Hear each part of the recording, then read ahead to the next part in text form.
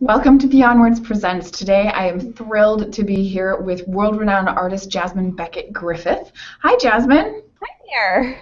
How are you today? Doing very well. Fantastic. Well, I just want to let everybody know we're just going to be talking about the world of Jasmine, her muse, how she does, what she does, all of that fantastic stuff that we're all very anxious to learn about, including myself. So if you have any questions, be sure to use the Google Hangouts app, or you can use the hashtag BWPresents. And be sure to follow us on Facebook, follow us on Twitter, and also subscribe to our YouTube channel. So Jasmine, I've seen your art all over the place, and I'm just going to hold this up because it's just gorgeous. This is the book Strangeling. And I'm just curious because you are an incredibly prolific artist. How do you come up with your ideas? Oh my gosh, that's probably the question I get asked the most. It really, it is. It's like, where do you get your ideas? But a lot of different places. I'm one of those people who has little notebooks and things all over the place, and I'm constantly writing down if something strikes me, if I see something I like, if I see a pretty bird or anything like that. I'll do a little thumbnail sketch, or I'll just start writing down a couple ideas, a title, anything like that, and usually keep it in the back of my head for a while, and eventually it all mixes together and comes out on canvas. Well, and the ultimate question, I mentioned it here, but how long does it take you from start to finish to make a painting? Oh, for a painting. Well, it depends a lot on how big the painting is and how detailed it is, how many things are going on, how many figures, how many characters are in it. Smaller pieces I can usually do, if I do like a 6x6 or something like that, I can typically finish that in about one setting, which should be maybe 8 to 10 hours. But when I do really big, full-scale paintings, like a 24x36 or something like that, that can take me maybe 70 or 80 hours. And I work about 10 to 18 hours a day, so usually within a week I can finish something. Wow, that's incredible. It's fun work, though, so I can't complain. Well, and the thing that pops to my brain, there's so many things that I just love to do. It's just fun to do. But I always hesitate to turn it into a business because people always say as soon as you turn it into something you have to do, it becomes less fun. So it sounds like you're still having a great time painting. I am. I think part of it is because I didn't necessarily notice when it became a business. I just kept doing it and did it more and more, and then I realized, well, this is turning into my job. It's turning to everybody in my family's job. If I had a day off, this is what I'd want to do, so I just have kept up at it. So how many paintings do you think you've done? Oh my goodness. You know, since I've been doing it professionally, I think I've done between 5,000 and 6,000 paintings. I've started back in the mid-90s as far as for a job, and I used to try to do a painting a day. Usually they were quite small, but I did that for a few years, so that really added them up quite a bit. Nowadays I usually do maybe 2 or 3 a week. Just 2 or 3 a week. I'm sure there's some artists who hear that and they're like, how in the world do you do that? Because it's just getting the ideas and everything. So do you have a collection someplace of every single piece of art that you've ever done? Like, do you keep that for yourself? I do for a lot of them. I started when I was around the time I was in, I don't know, maybe about 21, 22, I got a good scanner, and I started keeping scans of everything, and when I started sending them all off to the copyright office, and I've kept records since then. I lost track when I was in high school and middle school, and I didn't really do it very professionally back then. Well, we already got a question in from a viewer. Pentacle Films is asking, how long does it generally take you to complete a deck?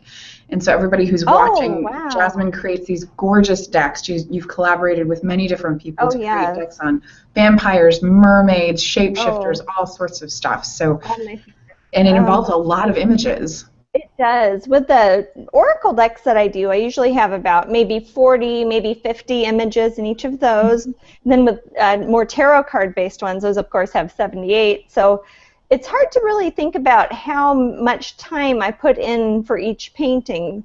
Sometimes we'll kind of retrofit, like if I have a painting that already kind of fits a card. We'll use one I did maybe a few years ago, and some of them are painted very specifically for the deck. Lucy Cavendish, who does some of the decks I've done with Beyond Words, she's usually pretty specific. She'll have an idea and she'll ask me, I have a card, this deck needs to be balanced out with this sort of theme, and then we'll both kind of brainstorm back and forth and so forth. So it would be hard to really put into a number of hours or even a number of years how much time goes into painting the decks. Yeah, it's just little pieces kind of collected here and there. And it is, yeah. And I really try hard to make sure that I don't think I've ever had the same painting in 2 different decks ever. And I've done a lot of different Oracle and Tarot decks, so it takes lots of lists and keeping track of things and doing a lot of new artwork.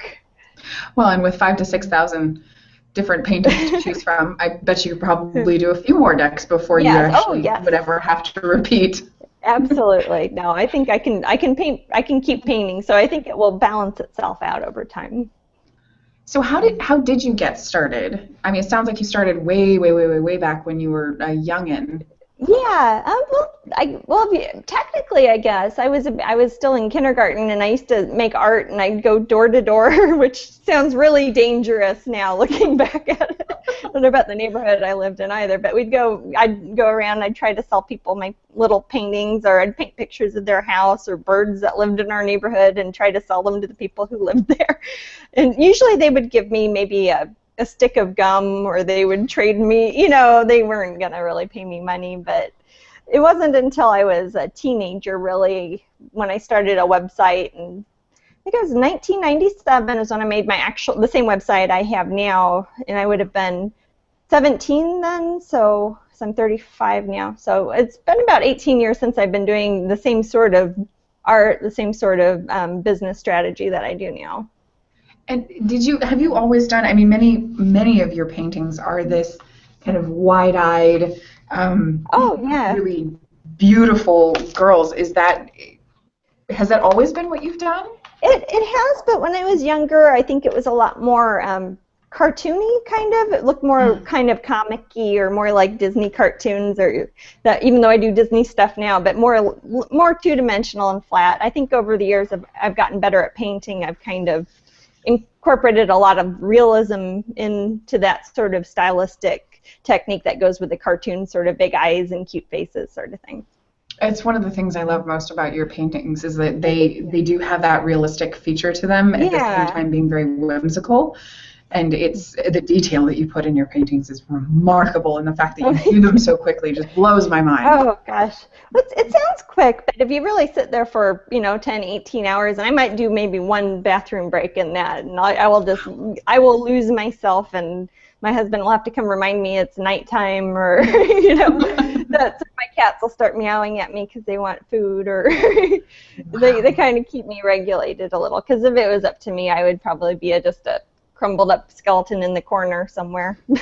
Holding a paintbrush, still trying to finish. Well, we have another question. Eric has been asking, other than your new Snow White that you're going to be debuting, do you have any more Disney projects in the works? I do, actually. July 10th, I'm going to be at Disneyland in California, and I'm doing a new Tinkerbell for them. So that will be the very next one, will be Tinkerbell, and then the Snow White one will be for their Disney D23 Expo, which is in August. Is that all part of their 60th anniversary celebration? They've kind of coincided D23 with that, which is their big, crazy expo. It's like tens of thousands of people, fans, collectors, all converge there at the Anaheim Convention Center, and I'm doing a special release just for that. And that should be, for me, I'm a big Disney fan, so I'm gonna go nerd out and look at all the exhibits and stuff too. So.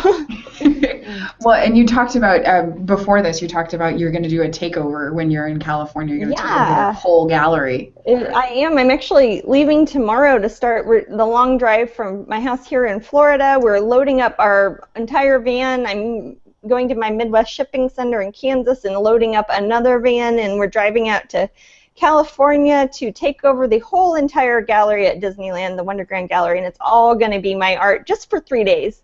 They're going to kick all the other artists out just for 3 days, and then I'm going to just fill the whole place, and they've got a whole bunch of these big, like, 20-foot banners out in the front, and it should be pretty exciting.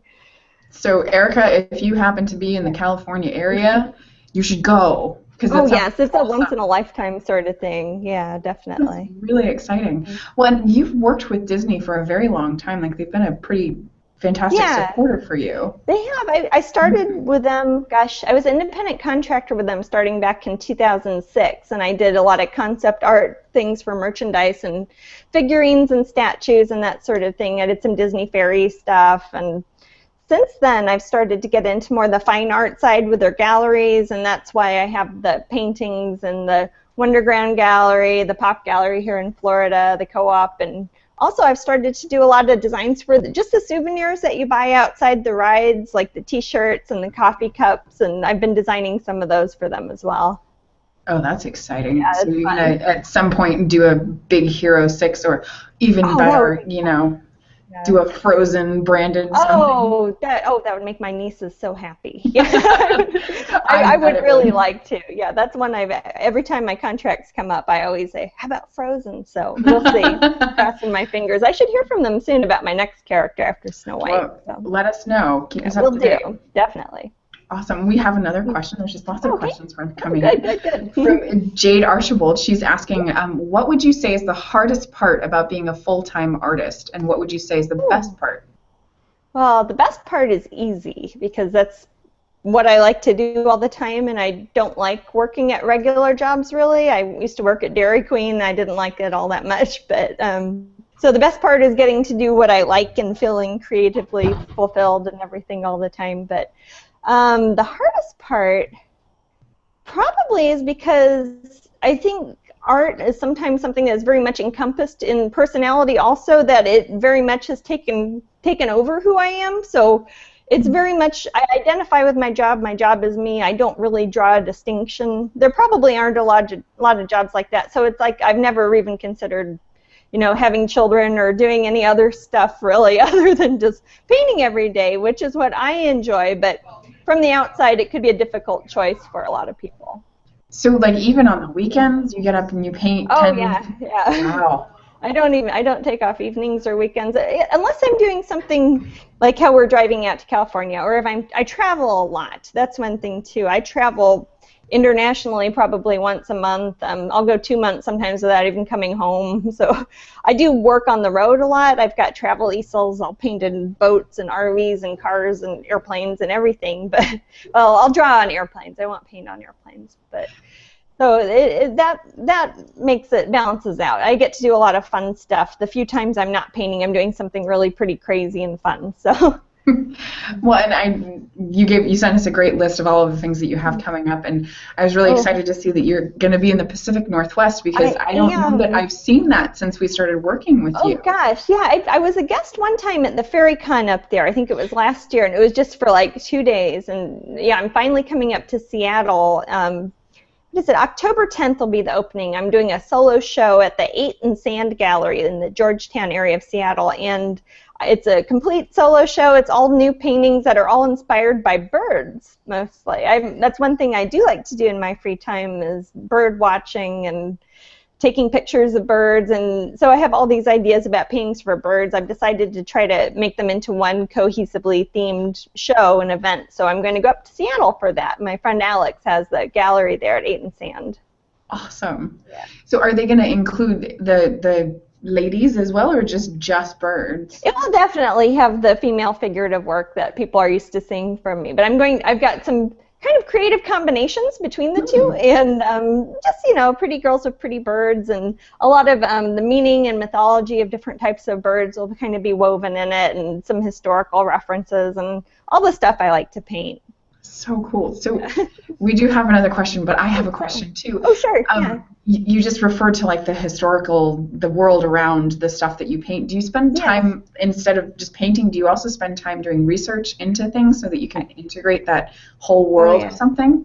Definitely. That's when I'm not painting, I'm usually thinking about painting or planning painting. So I go to a lot of museums. I'm on different boards of various museums and institutes around. I get a lot of literature, and I go to a lot of different shows and lectures, and I try to keep a constant sort of influx of, especially with art history, which is what I minored in college. I get a lot of inspiration from old art, contemporary art, but a lot of art history will show itself in my paintings a lot.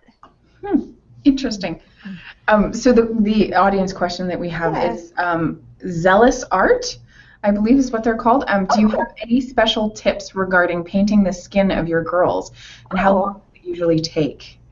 That's probably that's probably what I spend the longest time on in my paintings, the skin and the eyes, because if you mess either one up, it will look really bad when you're looking at a picture. It's the first thing your eye will be drawn to. So my main tip with painting skin is to think of it as being a bunch of different colors and not just one flat shade. Because I've seen tubes of paint that will say like flesh tone or skin tone or peach or brown, or and you try to use that and it will look very flat. I always mix my own flesh tones. I'll take white and yellow and purple and brown and green and blue, and I'll think a lot about the light around it, what the background looks like, and that can really influence, just like when you look at yourself, if you're in a blue room, you'll look kind of blue. If you're in a green room, you'll look kind of green. Putting a lot of that sort of color into it, I think, is good. I also paint with my fingers a lot when I paint skin, which kind of gives it a very smooth look. I think because it's skin and you're painting skin with it. I don't know. But I am working on some tutorials online where I'm kind of showing step by step. I've got an account up at Wattpad now. If you search me up at Wattpad, where I do like a lot of step by step photos and show how I sketch, so how I kind of blend with my fingers and how I mix the paints together and all that sort of stuff. Well, and every once in a while you go into the pop gallery by you and you live stream you painting, right? I sure do. Yeah, I just did that on Saturday, just a couple days ago here in Florida at their downtown Disney here at Disney World, and they basically set up an easel, and I just start usually from scratch. Sometimes I'll have a sketch to start off with and start painting, and I'll usually get a big crowd of people around, and it's a lot of little girls come up and watch me. It's a lot of fun. Oh, that sounds amazing. Well, and I'm looking at the cover, the cover of this book, and seeing what you were saying about the many different colors. I can see like the yellows and the greens and the whites and the pinks, and there's just so much incorporated into the skin of this girl. And yeah, it's got so much dimension to it. Thank you. But I'll take this moment just to mention to everyone watching that the deal for today is a copy of this book, Strangeling, which is a bunch of beautiful images that Jasmine has done, and then also you can get for the first time available new print, and I'm not going to remember what it's called, Jasmine. I'm going to do that. Crown of Air and Water. Air and Water. Yeah. I took a note. It's gorgeous, and you should be able to see it if you are on the Hangouts page, the beyondword.com/Hangouts page. You should be able to see it right there next to the screen. And you can also go to beyondword.com/Jasmine to purchase that, and you can get that, and it's actually an autographed copy. So be sure it's $24.95. Yeah, it's $24.95 for the book and the print. That's an excellent deal, and it's the first time I've ever offered that print to the public, so it's pretty neat. It's a beautiful print too. I mean, all of your art is gorgeous. Oh. We also have a note from Tammy Sifford. She just said, let you know that she's watching and that she can't wait to meet you and Matt in Seattle on October 10th. Oh, yes, I'm very much looking forward to that. I have so many fans up there in the Pacific Northwest that I've rarely gotten to meet or have never met yet. Sometimes people I've known for 15, 20 years online, so it's going to be kind of cool to get to see everybody in one place. It's very exciting. I'm probably going to have to drive up to Seattle to meet you in person. Oh, that would be wonderful. Yeah, well, and one other thing that I just wanted to talk about too is the fact that you do custom images of people. I know that you have to plan it like years and years in advance because you're so busy, but you do custom images. And I do, yeah. And when you do that, do you integrate who the person is into the painting as well? I do. When it's a portrait, very often, that's one of the most common things I get people asking is if they can get either themselves, their girlfriend, maybe their kids, children especially, and they'll ask me if I can kind of paint what one of my characters would look, or their child lived in my world and it looked like one of their kids, and do a portrait of that, maybe throw in some of their pets or that sort of thing. But yeah, I do. I'm usually booked, I know it sounds crazy, but around 3.5 years in advance, roughly. So I'm not technically taking deposits right now. I'm taking names, but Disney and a lot of the bigger companies I work with keep me pretty busy as far as commission work goes. But I do have a lot of fun with that, and especially when somebody will have a picture of their granddaughter, and she, you know, practically looks like one of my characters already. It's like big eyes, and you know. So no, I have a lot of fun with that. So I'm really curious because it's amazing the kind of connections you have. How did that happen? Did you solicit them or did they come to you? Oh, gosh. And where did they find you? You know, it's funny. People ask me that a lot, and I have never approached a company for licensing or a gallery I've never sent slides to anywhere. I've always just mostly maintained an online presence. I've had my website for a long time. I was on there in kind of the early days of the internet, and I do a lot of live events and art shows and art fairs. And with Disney, I think they found me originally through the Bradford Exchange, who came to one of the fairy festivals I was at. They just came across my art, thought it would be a good fit, and they called me maybe a month later. And then a few years later, I ran into one of the Disney people who handles their galleries. They happen to live in town. They recognized me from my shows, and one day I got a call from just out of the blue from another Disney person. So I think it's once people see your art somewhere, they start seeing it everywhere.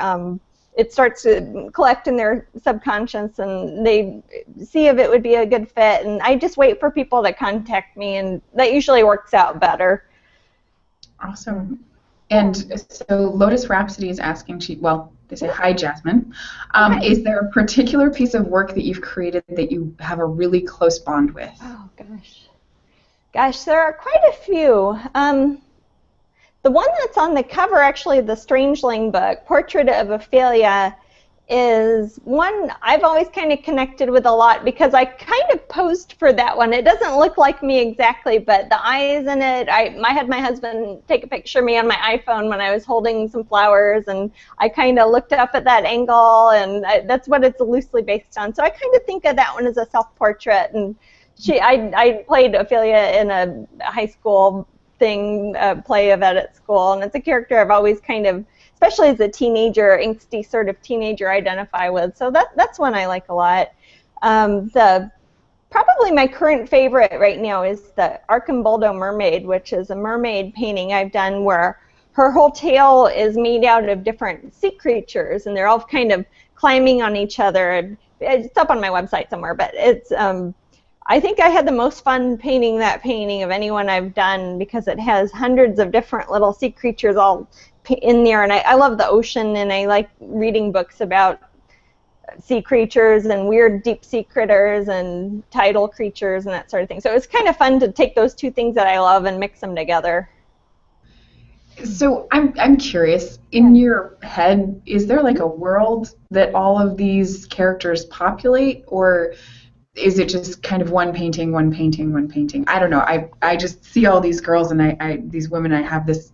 Yeah. There's a world. I would think that if I were to really try to categorize it, I'd say there was a few different worlds, because there's some I see definitely kind of exist within the same space, and then there are some that don't really connect with the other ones, but they kind of have their own, like a bunch of different cliques or a bunch of different strata or worlds that probably overlap, like a Venn diagram. They've got some areas where they would overlap, but there's other areas that are different spheres around them.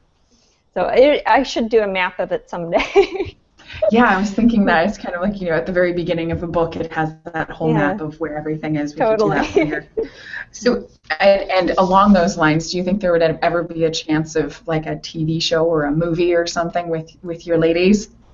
Well, I have been approached a few times for a few different projects. I've not committed to anything yet, and I'm still in talks with a few, but that's something I would love to somehow be involved in. So I've signed a couple non-disclosures, but nothing is in ink yet. So that would be something that would be a dream come true for me, certainly. Awesome. So we'll keep our ears and eyes open. Please do. Yeah. To find out what's up next. And one of the things you also mentioned that I think is fascinating is like you mostly, I don't know if it's exclusively, but mostly it's your family that's working with you. Pretty much exclusively. Gosh, let me think. My main assistant is my husband, Matt, who lives with me, so that just came up pretty easily. My sister Amber and her husband Chris work for me full-time. My sister-in-law and my other sister and my mom all work part-time, and my stepsister does all my website stuff. And so it is mostly family members. There's about 5 of us full-time and a handful of part-timers who, and I have a few other people who like distributors in other countries or just business contacts I've known, but for the most part it's family members. And does that help you kind of stay motivated because you know yes. they're so supportive? Well, it's that, and it's kind of me thinking that all our eggs are in one basket, and all my nieces and nephews are depending on me, that sort of thing. So that's that's kind of a blessing and a curse, and kind of the fire behind me all the time to make sure I paint all day. Wow. It's amazing because that's like a kind of bond. You hear about family businesses all the time. Yeah. They end up being like, I don't know, a furniture store or something like that. Not what you do. Yeah, I think it's more fun this way because I think everybody who does it, it's in their niche of what they like to do. Like, but my sisters have written some. They both wrote short stories for the book, the Strangeling book, and they've helped me on some of the Oracle decks. And my sister-in-law, or my stepsister Sonia, she's a professional website administrator. So I've met a lot of my family members have already had a lot of experience in the different industries that I've hired them for. So it's worked out really good. Yeah, you have a very diverse family. It's very helpful. Yeah, we're a weird bunch of people.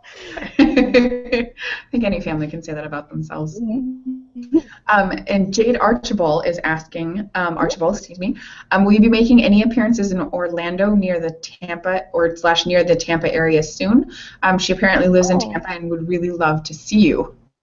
Oh gosh, I don't specifically have anything in Tampa yet, but I do sometimes do events out there. I'm hoping that starting in the next maybe 2 years or so, we might start doing the Tampa Renaissance Festival, kind of like how we do the Kansas City Renaissance Festival by where my sister lives in Kansas. We're thinking about maybe branching down and doing the Tampa Ren Fair, and it goes for like 7 or 8 weeks, so it's kind of a big commitment, but if I had some family here to help me, that would be fun. But my next one here in Orlando will be August 8th, and that will be at Downtown Disney at the Wonderground inside the Marketplace Co-op. But I think that'll be the closest one to Tampa that's anytime soon. So if there's somebody out there that is a huge, huge fan and is nowhere near any of your upcoming events, is there something that they could do to organize an event or to have you come to their area? Oh, gosh. Well, it helps a lot if they know somebody who maybe has a gallery or maybe who helps run a convention, and if they're looking for like guest artists or somebody who could kind of facilitate me having a space or hosting an event there. And that's often how I've ended up doing shows. Like, for example, with the show in Seattle coming up, that's just a friend of mine I've known for a long time, and she's opened up a gallery, and she's like, hey, do you want a show? I'm like, yeah, that sounds great. It'd be a great excuse to come up. It's because the Pacific Northwest is way down the opposite end of my house in Florida. It's a long drive back and forth if you're bringing a lot of paintings. But yeah, just having a personal connection there that I can kind of talk to and sort all the nitty-gritty, boring stuff and get that sorted out. That always helps. Well, good. You've heard it here. So yeah. Maybe you should organize something in Tampa. Yeah. Yeah, definitely. Yeah, it's nice and close. It's only about an hour. Yeah, we like going there anyways. So yeah. Awesome. Yeah.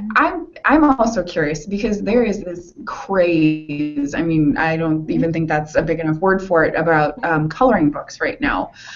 Have you? Number one, what do you think about it? And number two, have you thought about doing one?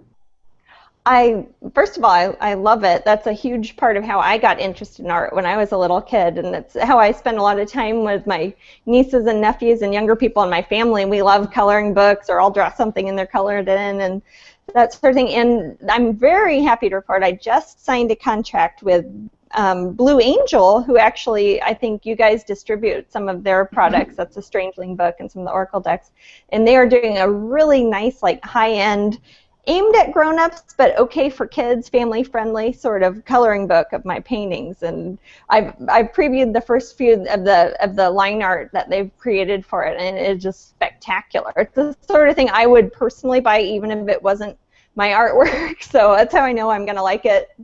So I don't know the release date or anything yet, but it'll probably be later this year because we got all the images together, and depending on their publishing schedule. But I'll definitely let everybody know.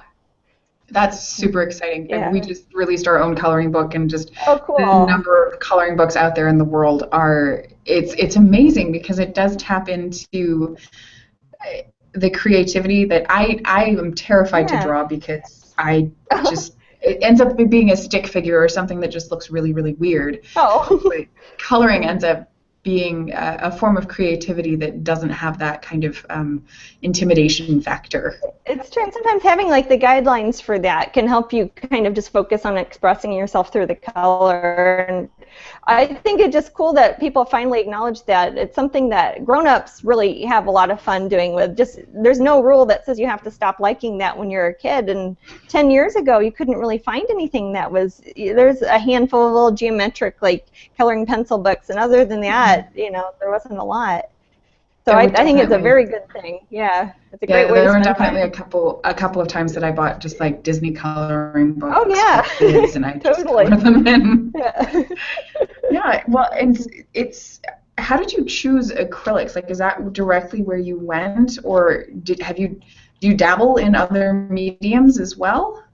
I'm pretty much exclusively acrylics. I do sometimes do pastels for studies, or if I'm actively on the road, like in a bumpy car or something like that, or like staying in a motel, I will use pastels because I don't have to bring all the paints. But I started off in, let me think, I guess I was in middle school. I used to do oils, and I got concerned. I'm very kind of OCD with things, and I stick my paintbrush in my mouth like constantly, and I know there's like a lot of lead and heavy metals and toxins and crap in the oil paint, so eventually I was like, I'm gonna get leukemia before I'm 20. So I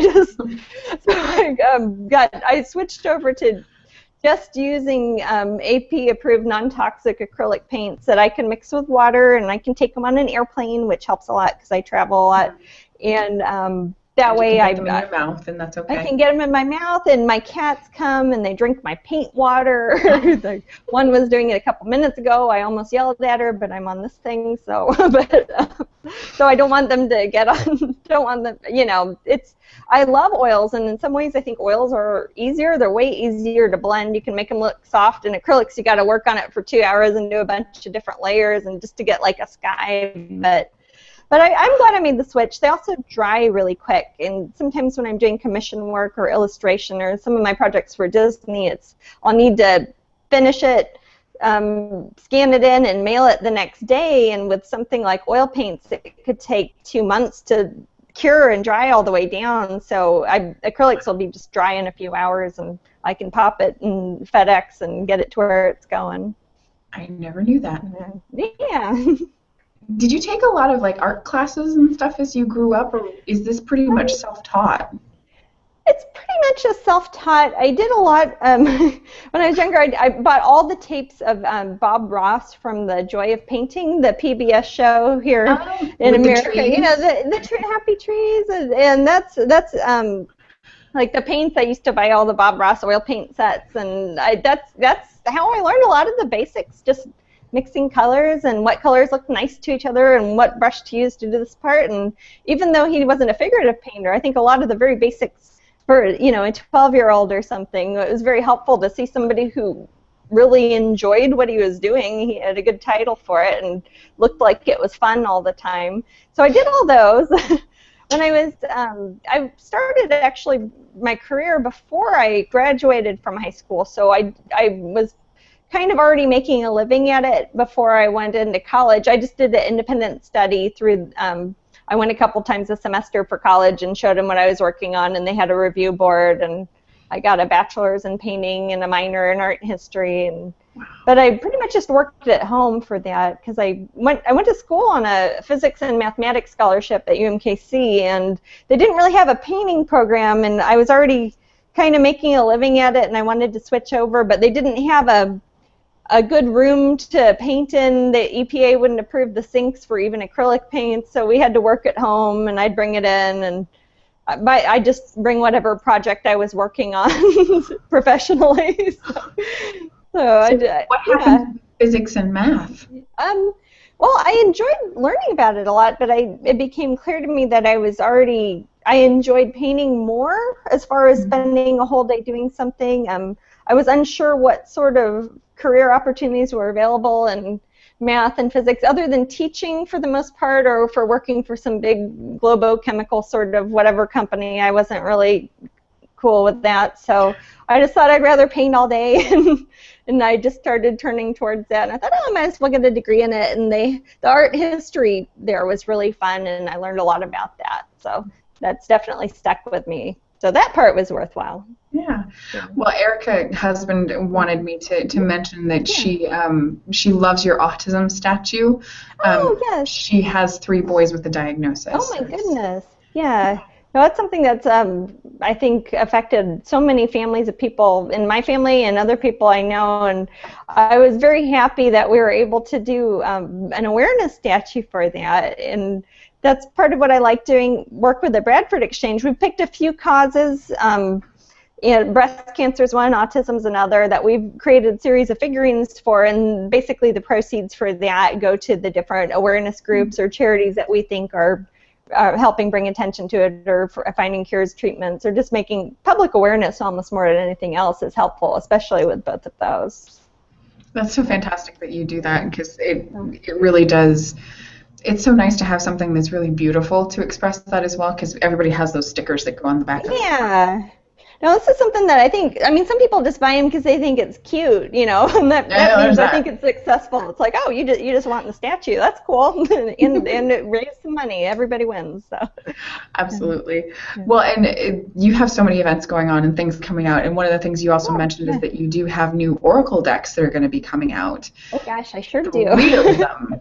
I have 3 of them. It will be over the next couple of years. So most of them, the Fairy Tale Oracle will be the next one with Lucy Cavendish, and that one's almost complete now. We're just doing, like, I have maybe 1 or 2 more paintings, and then that one is all sent to the publishers, and it's all loosely based on Grimm's fairy tales. Each one of the cards is, so it's kind of like my interpretations of them, and Lucy's done some really great write-ups as far as you could apply them to your own life, and that should be pretty neat. And then I think the year after that, I'm about maybe a third of the way done with this one as far as paintings go, is the Alice in Wonderland deck, which I think should be pretty cool, because that's such a complex, and there's so much symbolism and things that you could read into that story that a lot of people can identify with, or you could kind of overlay onto your own life or your own questions, your own journey. And I think that should be a really fun one for grown-ups and kids and teenagers too. It's Alice. Everybody knows the characters, and that should be pretty neat. And the third one is this. Oh, pardon me. Sorry. Bless you. Excuse me.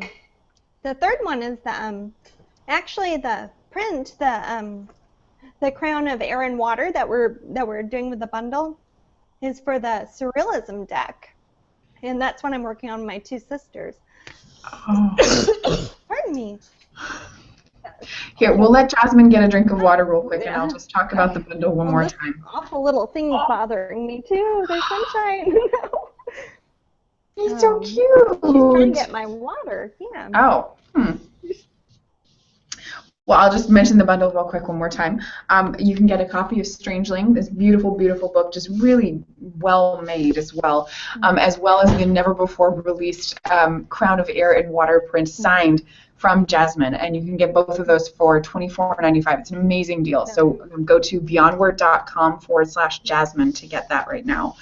And then we have another question from Kelly Lee.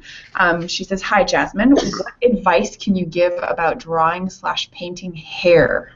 Ooh, oh gosh, that's probably one of my favorite things to paint other than eyes. Probably hair.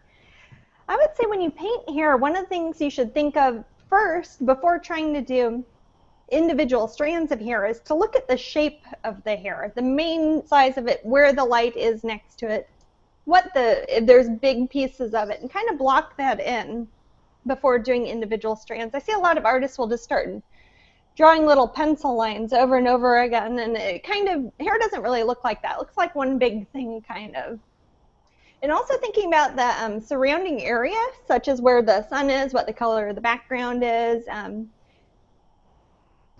if it's underwater, if it's in a windy sort of situation, thinking about where the hair is and looking at a lot of photographs is always helpful too for that.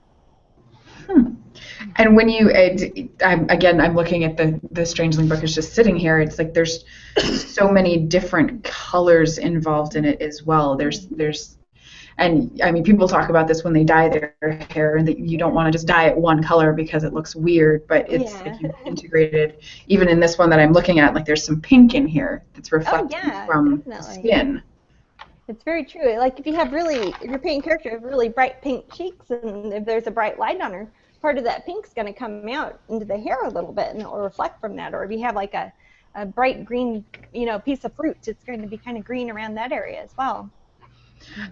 Have you ever done like a family portrait of your whole family, but in your style? I haven't of my whole family, but I have several times of me and my two sisters. I've gotten a few. I did one for my mom, actually for Mother's Day. It had me and both of my sisters together.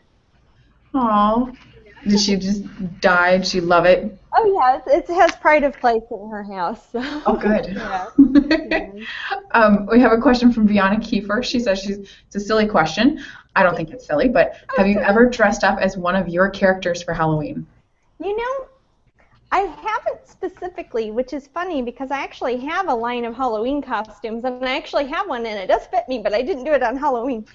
But I have kind of done fairy wings and just kind of had little stripy tights and done very little corset or something, and it looks like it could have been, but not a specific one. I haven't really cosplayed one of my own characters before. Maybe I should. Yeah. I was gonna say, do you have plans? And if you did, which one would you use? Oh gosh, I don't know. I'd probably look and see which one resembled me the most already, so it'd be less work. I'm really bad about wearing fairy wings because I love fairy wings, and I've known some people who make absolutely gorgeous fairy wings, but I am so clumsy. If I'm like at an art show or if I'm in somebody's kitchen, I will just knock off everything. So I usually stay away from. I think mermaids are kind of cool though. I like them.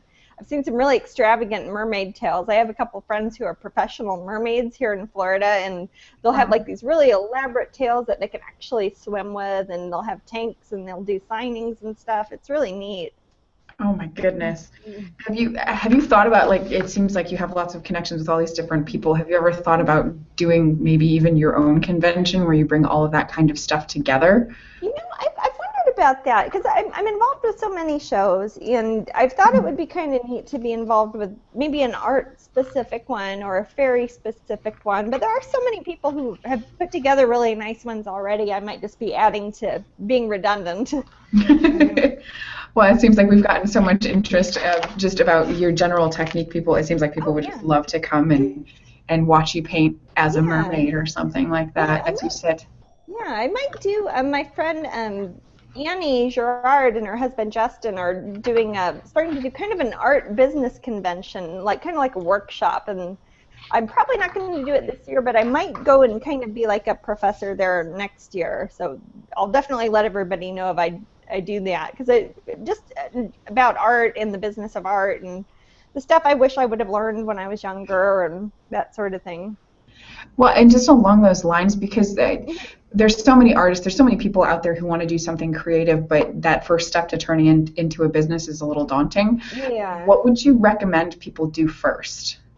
Well, my advice I always give people is that they focus first on the art and make sure that they are at a point where they really want to show everybody the things they've done. A lot of people say, oh, I've got 5 paintings, now I'm going to start a business. But I recommend, doing it for a while. Do it for a year. See if it's something you can keep up, something you have a body of work you want to show people that's maybe all kind of in a consistent sort of style that you want people to see and think, oh, that's so-and-so, and they can kind of have a face to go with it. And focus on the fun and the creative side first, and then the business side of it second, I would say. But just starting off, just deciding, setting a place in your home, like just a corner of a room, having a computer or having an art desk that you can kind of say, this is where I am, I'm going to work when I'm here. I think that's helpful, as opposed to just trying to fit it in the general hubbub of your regular house. I think that helps a lot. Yeah, it gives a and this is what I'm doing right now place. Exactly, especially when there's computers and things, you can get distracted and be on Facebook for 6 hours or Absolutely. I'm continuing to just kind of glance through your book, and you said that one of your dreams is to have a movie, TV show, something with your characters.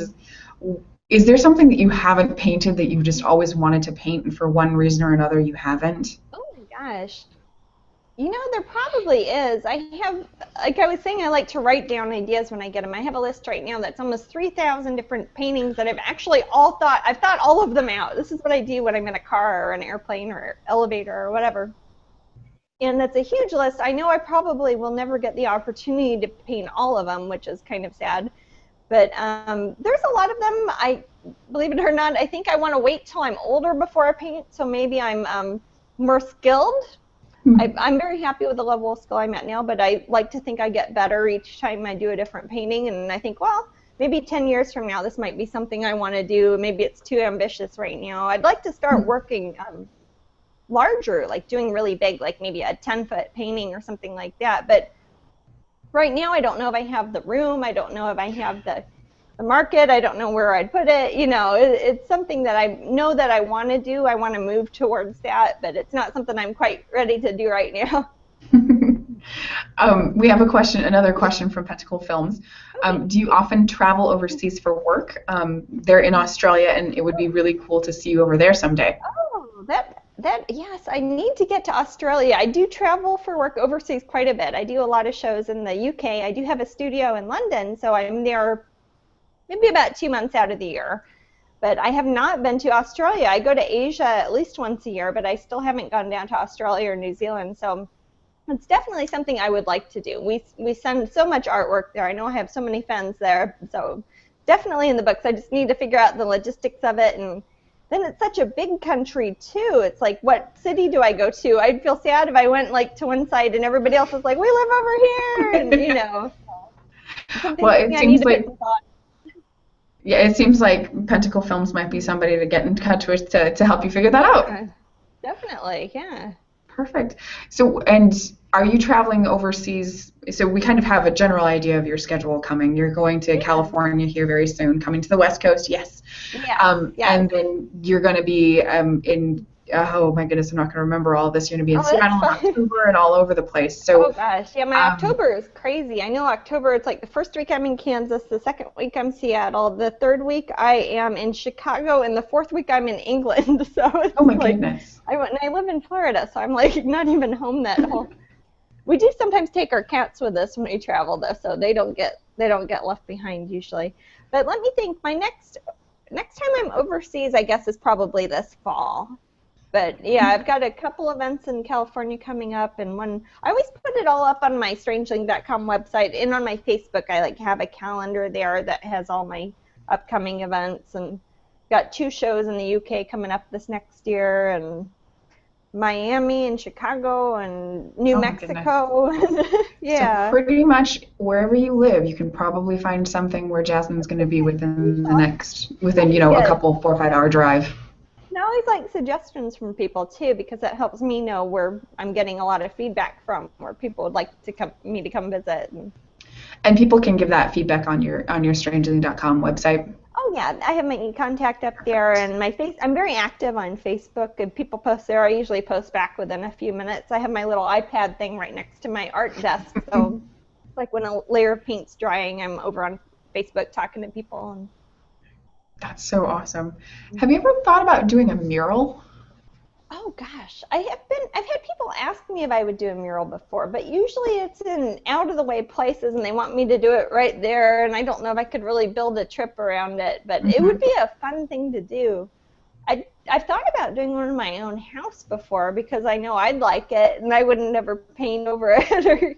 But I don't know. I think that would be that'd be a very ambitious project. Yeah. Yeah, you mentioned the 10-foot painting, and I'm kind of like, well, you Yes. wouldn't have to have anywhere to store it if it was just on a That's very wall. true. It was right on the wall. Yeah, no, that'd be cool. My stepsister's an artist, and she did a big mural in this really cool bar restaurant in Kansas City, and but then it went out of business, and I'm like, your giant painting, where is it? Oh, no. Probably got painted over, unfortunately. Yeah, I know. This is totally on me question, but one of my favorite fairy tales, and you mentioned that you're doing a fairy tale deck, Yeah. is the 12 Dancing Princesses. Oh gosh, you know what? That is actually in the deck. Really? Yes, but it's the picture in on the card is only focusing on one of the princesses, so it's so it's not all 12. Although I did think about it for a while. It's like I could do like 12 characters, and I thought about it once it was shrunk down to like that little. I didn't know Yeah, if you you could even really couldn't. see their faces, so it's like and we're trying to make it more of an insightful sort of card. But that card, last time I checked, is in the deck. So I will have to go check for it. Yeah, I thought of that, and there's a couple of artists I collect different versions of that book because I love it, and I was just thinking that your interpretation of it would be very unique from the ones that I have now. Oh gosh, yeah. Yeah. Well, do you have anything, like, is there anything that you want to give advice to young artists who are out there who are kind of like, yeah, I kind of want to do this, I'm not sure, Oh gosh. maybe. Well, I think if you think maybe, then it might be a maybe not sometimes because it's kind of like if you think that's what I want to do, I know I'm going to do that, then you will probably succeed at it. If it's a maybe, it's something that maybe you should try out and give it a real serious sort of go. Try it for a year, see how much you really get done. Mostly just see if you really can deal with the physicality of sitting in one place for a long time and not really socializing a lot and just kind of being by yourself and not feel the walls close in on you, and see if that's the sort of thing that you want to do for the next 70 years or so.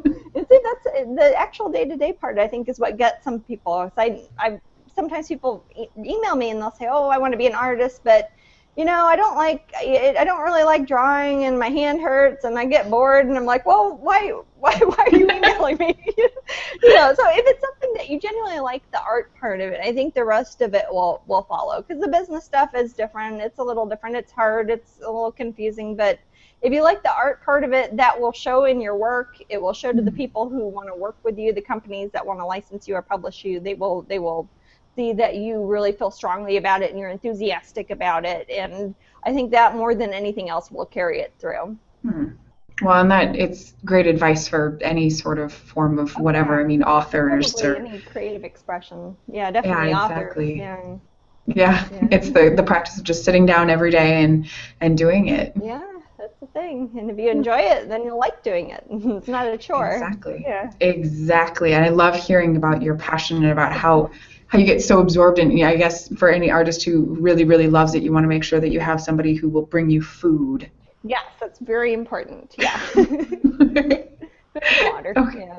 Yes, food and water, both very, very important. So we're almost up on time. And yes, I do want to mention it one more time. Go to beyondword.com/Jasmine to get a copy of Strangeling and I almost had it, The Crown of Air and Water. Yes, that's it. Yes. The Perfect. print of that, the signed print of that from Jasmine. So be sure to go there and get that for $24.95. It's a great deal. It's a beautiful painting. I really hope you go on and at least take a look at it. And Jasmine, I just want to say thank you so much for being on the show with us. It's been a dream for us to have you on here, so to have it finally happen is really wonderful. Well, and thank you guys. I wish you the very best of luck in all of the travels that you have coming up, and I'm going to tell my brother who is in California that he needs to go to your show.